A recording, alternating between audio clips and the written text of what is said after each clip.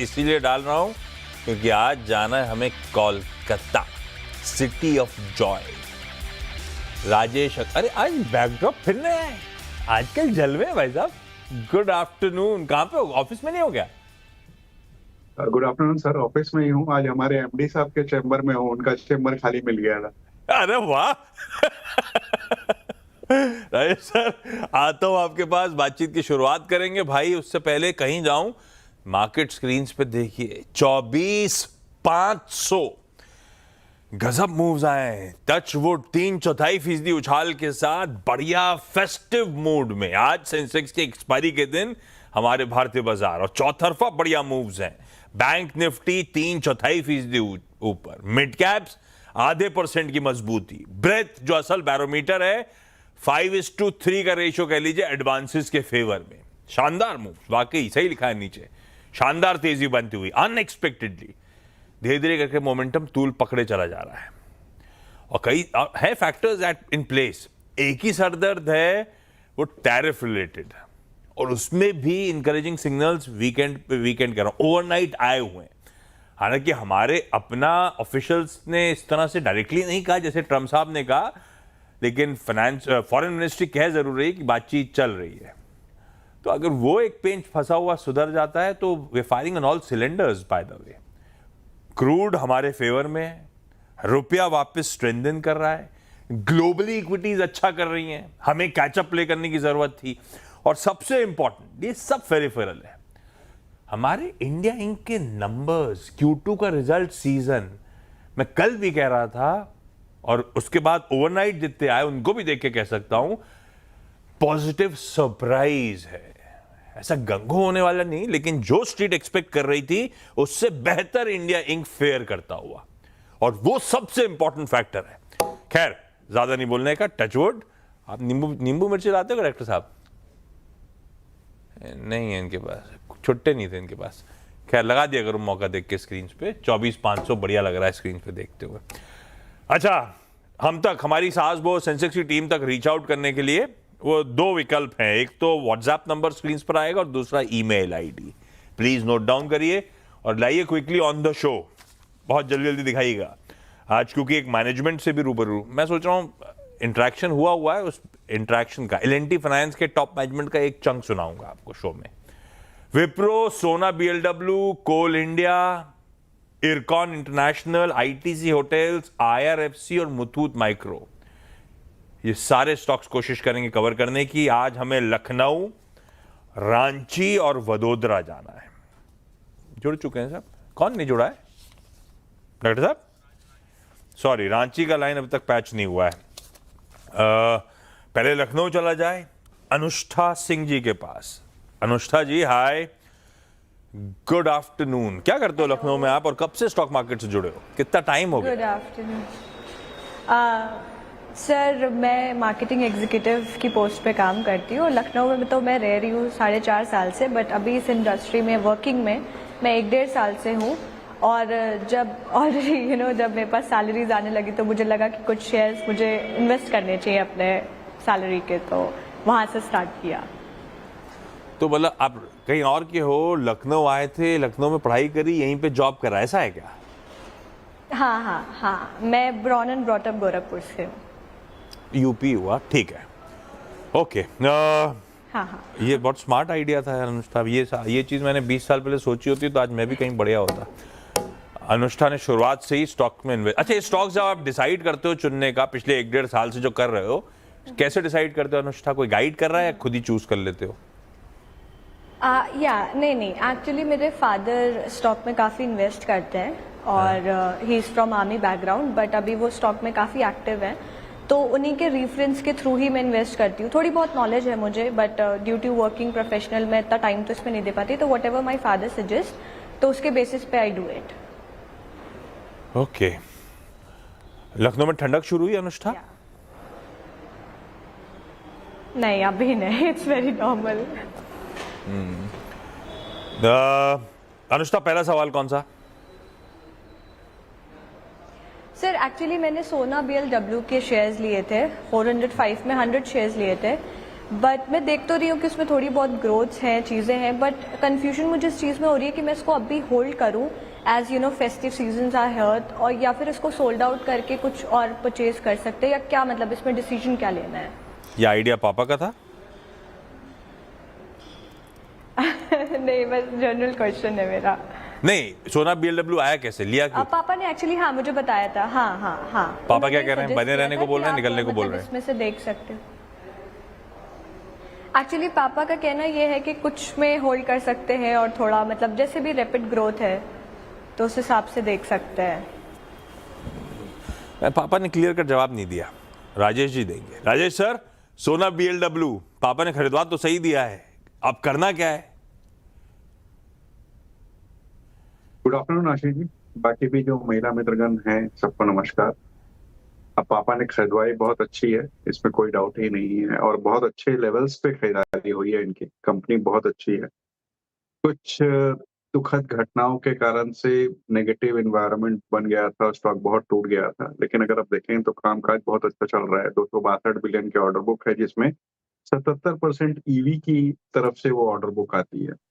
कुछ micro risk हैं tariff वगैरह को लेकिन मुझे लगता है कि आने वाले दिनों में सॉल्व होते हुए नजर आएंगे। रेलवे का डिवीजन इन्होंने एस्कॉर्ट से लिया है, तो वहां से भी अच्छी ग्रोथ की उम्मीद है। शॉर्ट टर्म की बात की जाए तो 490 के टारगेट हैं हमारे, बट लॉन्ग टर्म में अच्छे टारगेट हो सकते हैं। मैं नहीं कहूंगा कि अच्छे प्रॉफिट पे बैठी हैं, पापा ने सही कहा है कि थोड़ा थोड़ा कर लो, तो मैं समझ गया उनके इशारे। उनका कहने का मतलब है कि पार्शियली प्रॉफिट बुक कर लो। मैं भी यही कहूंगा, आपके पास 100 शेयर है, आप 50 बेच लो और 50 रहने दो। वडोदरा जा रहे हैं दीपाली गिलानी जी के पास। Deepali ma'am, hi, good afternoon. Deepali ma'am, good afternoon, नमस्ते। नमस्ते मैम। कब से स्टॉक मार्केट में हो दीपाली मैम? एक्चुअली एक स्टोरी थी। When I join as a lecturer in the college, तो हमारा जो टी क्लब रहता था, वहां पे सारे, मैं इंजीनियरिंग कॉलेज में पढ़ाती हूँ, तो वहां पे सारे जेंट्स थे और वो लोग स्टॉक मार्केट के बारे में बातें करते, और मुझे बिल्कुल ऐस भी पता नहीं था।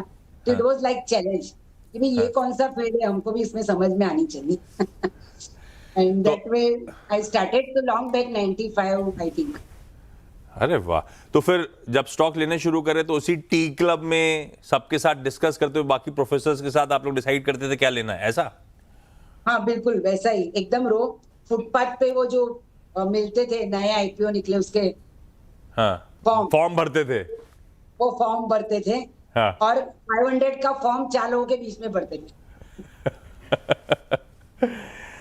अच्छा, पहला सवाल दीपाली मैम कौन सा? अच्छा, प्रोफेसर काहे के प्रोफेसर थे आप हो? मैं सिविल इंजीनियरिंग में अप्लाइड मैकेनिक्स पढ़ाती हूँ। बाप रे, कुछ अच्छा ही है मतलब। दीपाली मैम, पहला सवाल कौन सा? हाँ, ये एक्चुअली बहुत सारे बच्चे यानी स्टॉक्स उसमें से जो बुरा चल रहा है उसी को पूछ रहे हैं। मुथूट माइक्रो फाइनेंस है जो आईपीओ में लगा था, 291 पे मिला था, और अभी तो काफी नीचे चल रहा है।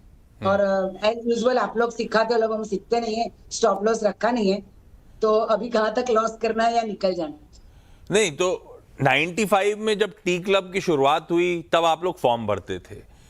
ये 25-30 साल डाउन द लाइन भी सिर्फ आईपीओ के फॉर्म ही भरते हो, अलग से स्टॉक चुनते नहीं हो? आईबीबी आईपीओ ही सब्सक्राइब करते हो आप, ऐसा है क्या? नहीं, अलग से भी करती हूँ, अलग से भी परचेज करती हूँ, और स्टॉक मार्केट में अच्छा भी रहा है, काफी पैसे भी मिले हैं, ऐसा नहीं है। लेकिन आईपीओ भी भरते हैं कभी कभी। और सारे प्रोफेसर गुजरात के, वैसे ही नॉर्मल आदमी भी डिस्कस करता है स्टॉक मार्केट, तो प्रोफेसर तो और भी, तो लर्नेड लोगों के बीच में। चलो, मुथूट माइक्रोफिन, राजेश सर, ये तो काफी नुकसान हो गया है, इशू प्राइस से आज आधा होकर ट्रेड कर रहा है, क्या करा जाए भाई? दिक्कत आशीष जी ऐसी है कि माइक्रो फाइनेंस जो इंडस्ट्री है ना, लगातार प्रॉब्लम में बनी हुई है अपने एसेट क्वालिटी वगैरह दूसरी चीजों को लेकर के, और अभी भी ऐसा कुछ लगता नहीं है कि बहुत जल्दबाजी में इनमें कुछ सुधार हो। कुछ 150 करोड़ के एनसीडीज वगैरह से बॉन्ड बना के पैसे 150 करोड़ एनसीडीज से करीब $15 मिलियन उठाए हैं इन्होंने, लेकिन पहली तिमाही के अगर आप नतीजे देखें तो 94% के आसपास का ड्रॉप। 20,000 करोड़ के एयूएम ये टारगेट कर रहे हैं इस वक्त, 12,253 करोड़ का एयूएम है, लेकिन मुझे लगता है कि फंडामेंटली उतनी स्ट्रांग कंपनी नहीं है जिसमें बने रहना चाहिए। कोई भी उछाल में निकल जाने की ही राय दूंगा। रांची चला जाए, सुशीला मैम जुड़ चुकी हैं। सुशीला पारिक मैम स्क्रीन पे नजर आएंगी। सुशीला मैम, नमस्ते। नमस्ते सर। बहुत देर से आया आप, जुड़ ही नहीं रहे थे इतनी देर से। सुशीला मैम, पहला सवाल कौन सा? पहला सवाल सर, आईटीसी होटल के हाँ 2,500 शेयर है मेरे पास में। 1 साल पहले खरीदे थे हाँ 195 की रेट में, हाँ। तो क्या करना है? ये राजेश सर का एक समय पिक भी था, मुझे याद पड़ रहा। हाँ हाँ जी, राजेश सर का ही। अरे वाह Rajesh sir, ITC hotels revisit करा जाए। आशीष जी, आज भी हमारी पिक है, आज भी हम बुलिश हैं इस पे। और अभी तो मेरे ख्याल से शुरुआत ही है। अगर इन्हें पैसे की जरूरत ना हो और शॉर्ट टर्म वोलेटिलिटी को नजरअंदाज करें तो मैं समझता हूँ इसमें बने रहना चाहिए। बहुत अच्छी पेडिग्री है, एक बड़ी होटल चेन है, 140 प्लस होटल्स है आज की डेट में इनके पास, और अगले 2 साल तक हर महीने एक नया होटल बढ़ाने की मैनेजमेंट ने गाइडेंस दी है। 5,300 प्लस की इसकी इनकी पाइपलाइन है और 2030 तक 220 होटल बनाने की बात कर रहे हैं। डेट फ्री कंपनी है, ब्रांड बहुत तगड़ा है। मुझे लगता है कि इसमें तो गिरावट में खरीदारी करनी चाहिए अब, क्योंकि इनके पास अच्छी खासी क्वांटिटी है। मैं कहूंगा बनी रहे हैं स्टॉक। होटल्स तो क्लास हैं इसके। हॉस्पिटैलिटी, लोग ताज ताज कहते हैं, आईटीसी की हॉस्पिटैलिटी भी ऑफ लेट गजब हो गई है। मेरे घर के पास जो है तो मतलब फुटफॉल भी सॉलिड और इसके रेस्टोरेंट भी क्लास अपार्ट है। खैर, आईटीसी होटल्स, राजेश सर तो कह रहे हैं भाई बने रहिए आप मैम। अनुष्ठा जी, अगला सवाल। Yes I am ready. Sir actually मैंने इसके अपार्ट विप्रो में भी इन्वेस्ट किया था और मैंने अराउंड 234 के शेयर्स लिए थे, 250 शेयर्स थे मेरे। और इसमें एज यू नो आईटी ये कंपनी है और इसमें काफ़ी ज़्यादा हम ग्रोथ देख ही रहे हैं, तो अभी इसको होल्ड करना सही है या मैं इसको सेल आउट कर लूँ? As you know new year is going to begin and IT companies थोड़ा सा रहती है, मतलब इसमें ग्रोथ और स्लो डाउन होती है, मुझे ऐसा लगता है दिसंबर साइड में because of the leaves and things. So like what's the suggestion? बात तो आपने वैसे सही करी है। Q3 ठंडा तो पड़ता है पर पता नहीं आईटी के पर वो ट्रेडिशनली ऐसे ही रहा है, तो उस पर ज्यादा फर्क स्टॉक प्राइस पे तो नहीं पड़ता। ये पापा तो आर्मी में थे, कोई डिफेंस का स्टॉक नहीं दिलवाया क्या उन्होंने? एक्चुअली सजेस्ट किया था बट फिर मैं एक्चुअली जब मैं हूँ कॉर्पोरेट बैकग्राउंड से, तो मैंने कहा कि लेट्स डिस्कस और कुछ विप्रो से रिलेटेड लेते हैं। So this was the thing. Rajesh sir, Wipro क्या करना चाहिए भाई? आज तो रिजल्ट्स हैं वैसे। जी सही कहा आपने, आज रिजल्ट्स है, देखना चाहिए। हमारी उम्मीद है कि करीब 7-8% की ग्रोथ दिखेगी। और जिस तरह का माहौल बना हुआ है ना, ऐसा लग रहा है कि लोगों को कि आईटी की जो इंडस्ट्री है वही खत्म हो जाएगी। उसके बाद H1B वीजा पे जो $1 लाख लगाए गए उसको लेकर दिक्कतें थी, लेकिन ऐसा कुछ होने वाला नहीं है। आने वाले दिनों में ये जो दिग्गज कंपनियां हैं ये भी AI, ML, क्लाउड सब में ही जाएंगी, नई टेक्नोलॉजीज जो भी है। पिछले कई वर्षों से इन्होंने कुछ नया किया नहीं था, इसलिए दिक्कत थी। हमने TCS की कमेंट्री में देखा कि वो भी अब मूव कर रहे हैं नई टेक्नोलॉजी। विप्रो भी करेगा, लेकिन मेरे हिसाब से ये दिग्गज कंपनियों में एक बेटर चॉइस नहीं है। इससे बेटर चॉइस आपको इन्फोसिस या TCS हो सकता है, जो कि लंबी अवधि में अच्छे रिटर्न देगा। इस वक्त बने रहने की स्विच कर दूं क्या? दूंगा, रिजल्ट देख लीजिएगा। अगर 270-275 के आसपास मिलता है तो वहां पे निकलने की सलाह रहेगी।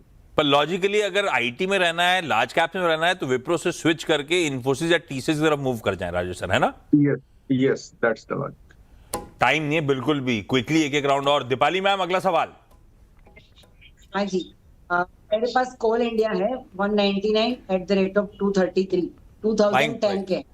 अरे बाप रे, बाइंग प्राइस अच्छा है, इस बीच खूब डिविडेंड एंजॉय किया होगा आपने। राजेश सर, रखे रहूं क्या? बिल्कुल रखे रहे हैं, और चाहे तो खरीद भी सकते हैं क्योंकि आपकी क्वांटिटी बहुत छोटी है आपके हिसाब से। और मुझे लगता है कि जिस तरीके से कोल इंडिया के रिजर्व्स हैं, 55% देश की एनर्जी को सप्लाई करती है, 70% इलेक्ट्रिसिटी रिक्वायरमेंट, बड़ी कोल माइन, सोलर में भी इन्होंने पैर पसार रहे हैं, कुछ नई माइनिंग्स ले रहे हैं, 7% की डिविडेंड यील्ड बैठती है और करीब करीब 35,000 करोड़ रुपए कंपनी के पास कैश है।